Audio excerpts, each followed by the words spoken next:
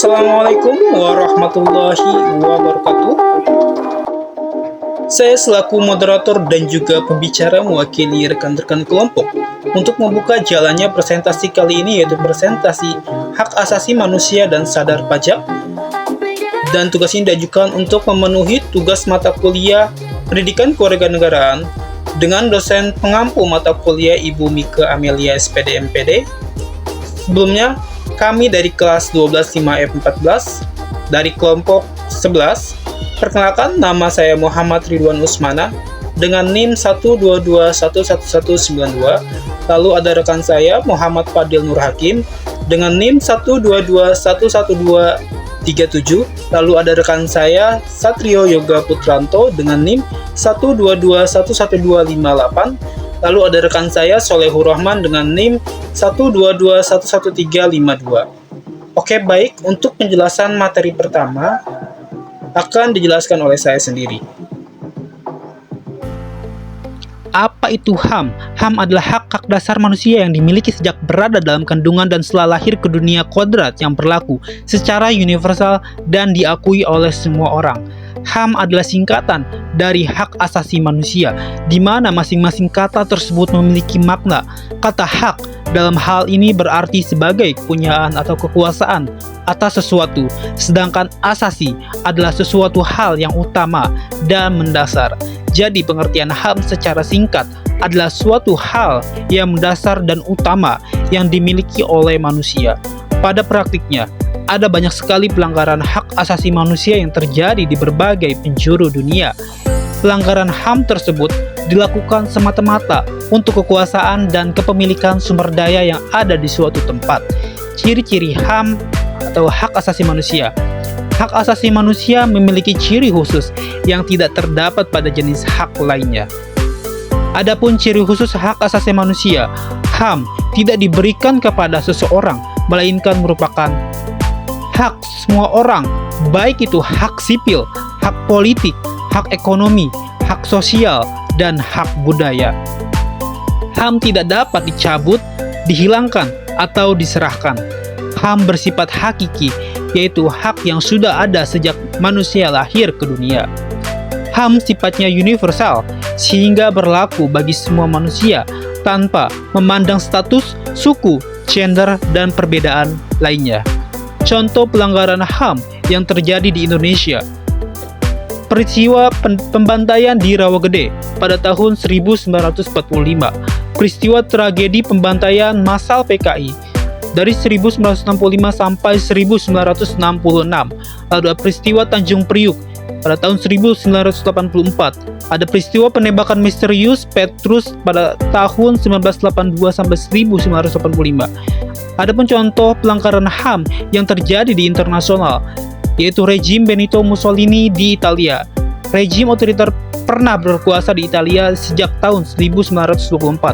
Aktor utamanya adalah Benito Mussolini, pemimpin paham fasisme di Italia. Mussolini memerintah di Italia dalam periode 1924 sampai 1943. Selama 19 tahun dalam masa pemerintahannya, ia dikenal sebagai seseorang pemimpin otoriter dan tidak segan membunuh orang-orang yang tidak sepaham dengannya. Kekejaman Mussolini ini berlaku kepada siapapun tanpa pandang bulu. Lalu ada konflik Israel dan Palestina. Sengketa Israel dan Palestina menjadi salah satu konflik berkepanjangan. Hal ini bermula ketika Israel memperluas wilayahnya dengan menguasai sebagian besar wilayah Palestina. Dengan bantuan Amerika Serikat, Israel beberapa kali melancarkan serangan ke wilayah Palestina. Ratusan ribu warga Palestina, termasuk anak-anak, wanita, bahkan relawan dari negara lain, menjadi korban akibat konflik ini. Dunia pun mengutuk tindakan Israel tersebut, meski tindakan sewenang-wenang Israel masih berlanjut hingga saat ini. Adapun pengertian HAM, hak asasi manusia, menurut para ahli, menurut Johann Locke, pengertian HAM adalah hak-hak yang langsung diberikan Tuhan kepada manusia sebagai hak yang kodrati. Oleh karena itu, tidak ada kekuatan apapun di dunia yang bisa mencabutnya. HAM ini sifatnya mendasar, fundamental bagi kehidupan manusia, dan pada hakikatnya sangat suci. Menurut Jan Matterson, Komisi HAM PBB, pengertian HAM adalah hak-hak yang ada pada setiap manusia yang tanpanya manusia mustahil dapat hidup sebagai manusia. Lalu, menurut Meriam Budiarjo, pengertian HAM adalah hak yang dimiliki setiap orang sejak lahir ke dunia. Sifatnya universal sebab dimiliki tanpa adanya perbedaan kelamin, ras, budaya, suku, dan agama. Lalu, menurut Profesor Kunchoro Purbapranoto, pengertian HAM adalah sesuatu hak yang sifatnya asasi atau mendasar. Hak-hak yang dimiliki setiap manusia berdasarkan kodratnya yang pada dasarnya tidak akan bisa dipisahkan, sehingga bersifat suci. Lalu menurut Umar Seno Aji, pengertian HAM adalah hak yang melekat pada setiap martabat manusia sebagai insan dari ciptaan Tuhan Yang Maha Esa, yang sifatnya tidak boleh dilanggar oleh siapapun. Lalu, menurut Jack Donnelly, definisi HAM adalah hak yang dimiliki manusia semata-mata karena ia manusia. Umat manusia memilikinya bukan karena diberikan kepadanya oleh masyarakat atau berdasarkan hukum positif, melainkan semata-mata berdasarkan martabatnya sebagai manusia. Lalu menurut David Betham dan Kevin Boyle, pengertian HAM dan kebebasan fundamental adalah hak-hak individual yang berasal dari kebutuhan-kebutuhan serta kapasitas-kapasitas manusia. Lalu, Undang-Undang Nomor 39 Tahun 1999 Pasal 1 menjelaskan bahwa HAM adalah perangkat hak yang melekat pada diri manusia sebagai makhluk ciptaan Tuhan Yang Maha Esa. Diberikan hak tersebut merupakan anugerah yang wajib dilindungi dan dihargai oleh setiap manusia. Sebelumnya sudah dijelaskan apa itu tentang HAM menurut para ahli.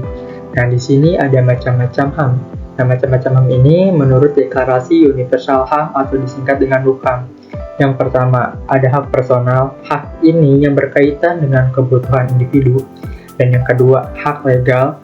Hak ini yang berkaitan dengan perlindungan hukum. Dan yang ketiga, ada hak sipil dan politik. Hak ini yang berkaitan dengan kebebasan menentukan pilihan politik. Dan keempat, hak substansi. Hak ini yang berkaitan dengan sumber daya untuk menunjang kehidupan. Dan yang kelima, hak ekonomi dan sosial budaya. Undang-undang tentang HAM. Undang-undang ini telah disahkan oleh Bapak Presiden Baharudin Yusuf Habibie pada tanggal 23 September tahun 1999. Di sini ada beberapa poin yang menarik. Yang pertama ada pasal 28A mengatur tentang hak hidup dan pasal 28C mengatur tentang hak memperoleh pendidikan. Pasal 28E mengatur tentang kebebasan beragama. Pasal 28G mengatur tentang hak perlindungan diri dan pasal 28I mengatur tentang hak manusia. Apakah Anda mengenal pajak? Pajak adalah kontribusi wajib kepada negara yang terutang oleh orang pribadi atau badan yang bersifat memaksa berdasarkan undang-undang dengan tidak mendapatnya imbalan secara langsung dan digunakan untuk keperluan negara bagi sebesar-besarnya kemakmuran rakyat. Lalu di sini ada pengertian pajak menurut ahli. Menurut ahli, pajak adalah suatu pengalihan sumber dari sektor swasta ke sektor pemerintah bukan akibat pelanggaran hukum, namun wajib dilaksanakan berdasarkan ketentuan yang ditetapkan lebih dahulu, tetapi mendapat imbalan yang langsung dan proporsional agar pemerintah dapat melaksanakan tugas-tugasnya untuk menjalankan pemerintahan. Dua perspektif tentang pajak, perspektif ekonomi dan perspektif hukum. Perspektif ekonomi sendiri ialah pajak dipahami sebagai beralihnya sumber daya dari sektor privat kepada sektor publik. Pemahaman ini memberikan gambaran bahwa adanya pajak menyebabkan dua situasi menjadi berubah. Sedangkan perspektif hukum ialah salah satu perikatan yang timbul karena adanya undang-undang yang menyebabkan timbulnya kewajiban warga negara untuk menyetorkan sejumlah penghasilan tertentu kepada negara. Negara mempunyai kekuatan untuk memaksa dan uang pajak tersebut harus dipergunakan untuk penyelenggaraan pemerintah. Pajak sebagai pungutan resmi dibagi menjadi 4, ialah retribusi, cukai, bea masuk, dan sumbangan. Pengertian dari retribusi ialah iuran rakyat yang disetorkan melalui kas negara atas dasar pembangunan tertentu. Cukai sendiri iuran rakyat atas pemakaian barang-barang tertentu seperti minyak tanah, bensin, minuman keras, rokok, atau tembakau. Sedangkan bea masuk, bea yang dikenakan terhadap barang-barang yang dimasuk ke dalam daerah pembeaan Indonesia dengan maksud untuk dikonsumsi di dalam negeri. Sumbangan, iuran orang-orang atau golongan orang tertentu yang harus diberikan kepada negara untuk menutupi pengeluaran-pengeluaran negara yang sifatnya tidak memberikan presentasi kepada umum dan pengeluarannya tidak dapat diambil dari kas negara. Terima kasih atas waktunya. Semoga ilmu yang dapat kami berikan bisa bermanfaat untuk kita semua. Mohon maaf apabila ada kekurangan, baik itu dari kata-kata ataupun lainnya, mohon dimaafkan. Wassalamualaikum warahmatullahi wabarakatuh.